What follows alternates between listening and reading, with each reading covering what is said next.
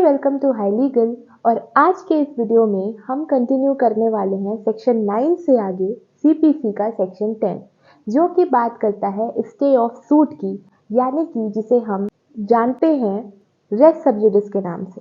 अगर basic simple language में समझने की कोशिश करें तो रेस सब जुडिस का मतलब ये होता है कि अगर कोई भी मैटर किसी एक सिविल कोर्ट में चल रहा है और आप उसी सेम मैटर को लेकर किसी दूसरे सिविल कोर्ट में जाते हो तो उस मैटर पे स्टे लग जाता है। यानी कि एक ही मैटर ऑफ डिस्प्यूट अगर एक कोर्ट में चल रहा है तो सेम मैटर को आप किसी दूसरी कोर्ट में ले जाकर नहीं लगा सकते हो। ये एक बेसिक डिटेल है सेक्शन 10 की। अब एक एक करके इस पूरे सेक्शन के एसेंशियल इंग्रेडिएंट्स को समझते हैं। तो सबसे पहले स्टे ऑफ सूट ये बोलता है कि अगर आपको सेक्शन 10 अप्लाई करवाना है तो उसके लिए दो सूट्स होने चाहिए। पहला प्रीवियसली इंस्टीट्यूटेड सूट होना चाहिए और दूसरा सब्सिक्वेंटली इंस्टीट्यूटेड सूट होना चाहिए। मतलब कि एक सूट आपका ऑलरेडी चल रहा हो और दूसरा सूट लेकर आप किसी दूसरे सिविल कोर्ट में जाते हो तो रेस सब जुडिस के लिए दो सूट्स का होना इंपॉर्टेंट है। दूसरा एसेंशियल इंग्रेडिएंट ये है कि रेस सब जुडिस को एप्लीकेबल कराने के लिए जो भी मैटर ऑफ डिस्प्यूट है उसमें मैटर इन इशू डायरेक्टली या फिर सब्सटेंशियली सेम होना चाहिए। मतलब कि आपका जो भी मैटर फर्स्ट कोर्ट में चल रहा है वही सेम मैटर या सब्सटेंशियली सेम मैटर आप लेकर दूसरे कोर्ट ऑफ लॉ में जाओ। तीसरा एसेंशियल इंग्रेडिएंट ये है कि रेस सब जुडिस के लिए आपकी पार्टी सेम होनी चाहिए या फिर को जो भी रिप्रेजेंट कर रहा है वो व्यक्ति भी सेम होना चाहिए। फोर्थ इंग्रेडिएंट ये बोलता है कि जो भी लोग इन मैटर्स में इन्वॉल्व हैं वो सेम टाइटल के अंडर ही दोनों सूट्स में लिटिगेट कर रहे हों। पांचवा एसेंशियल इंग्रेडिएंट ये बोलता है कि जो मैटर फर्स्ट सिविल कोर्ट में चल रहा है उस कोर्ट के पास उस सिविल सूट को ट्राई करने का ज्यूरिसडिक्शन होना कंपलसरी है। और लास्ट एसेंशियल इंग्रेडिएंट बताता है उस कोर्ट के बारे में जहां पर वो सूट पेंडिंग, मतलब कि जो पहला सूट लगाया गया था वो किस कोर्ट में दायर किया गया है। तो वो कोर्ट कौन कौन सी हो सकती है?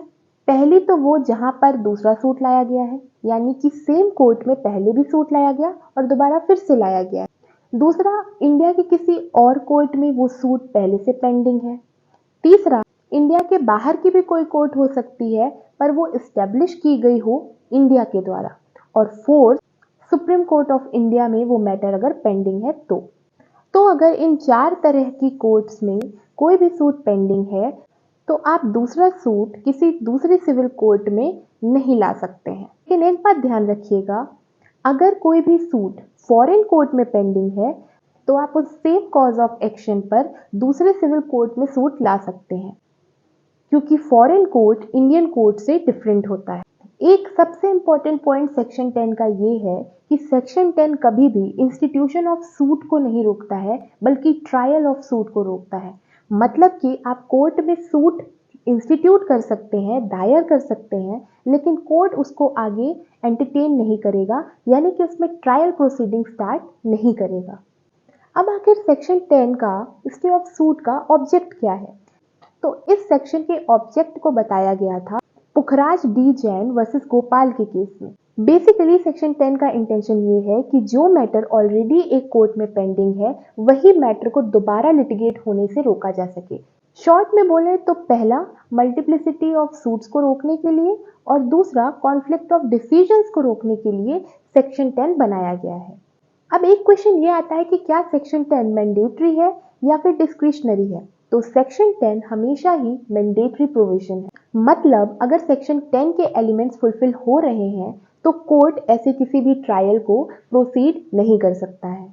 अब हमने ये तो समझ लिया कि सेक्शन 10 अप्लाई होता है ट्रायल ऑफ सूट्स पे, ना कि इंस्टीट्यूशन ऑफ सूट्स पे। तो क्या ऐसे किसी सूट में इंटरिम ऑर्डर्स आ सकते हैं, इंजंक्शंस आ सकते हैं? तो इस क्वेश्चन का आंसर दिया था Indian bank versus Maharashtra state cooperation marketing federation के केस में, जिसमें सुप्रीम कोर्ट ने ये बताया था कि क्योंकि सेक्शन 10 हमेशा अप्लाई होता है ट्रायल ऑफ द सूट में, ना कि इंस्टीट्यूशन ऑफ द सूट में, इस वजह से ऐसे किसी भी सूट में इंटरिम ऑर्डर्स आ सकते हैं, जैसे कि अपॉइंटमेंट ऑफ रिसीवर हो सकता है, इंजंक्शंस आ सकते हैं, ये सारी चीजें हो सकती हैं। सेक्शन 10 को जब रीड किया जाता है तो एक वर्ड आता है प्रीवियसली इंस्टीट्यूटेड सूट। इसका मतलब क्या होता है? प्रीवियसली इंस्टीट्यूटेड सूट का मतलब है ऐसा सूट जिसे पहले इंस्टीट्यूट किया गया है या जिसे पहले कोर्ट ऑफ लॉ में दायर किया गया है। ये सेक्शन 11 के फॉर्मर सूट से डिफरेंट है। अब सेक्शन 11 का फॉर्मर सूट क्या होता है ये हम रेस जुडिकेटा के वीडियो में आगे समझेंगे। अच्छा, मान लीजिए अगर कोई डिक्री आ जाती है सेक्शन 10 को फॉलो किए बगैर, मतलब कि सेक्शन 10 के कॉन्ट्रावेंशन में एक डिक्री आ जाती है, तो क्या वो डिक्री नलिटी हो जाएगी? तो ऐसा नहीं है।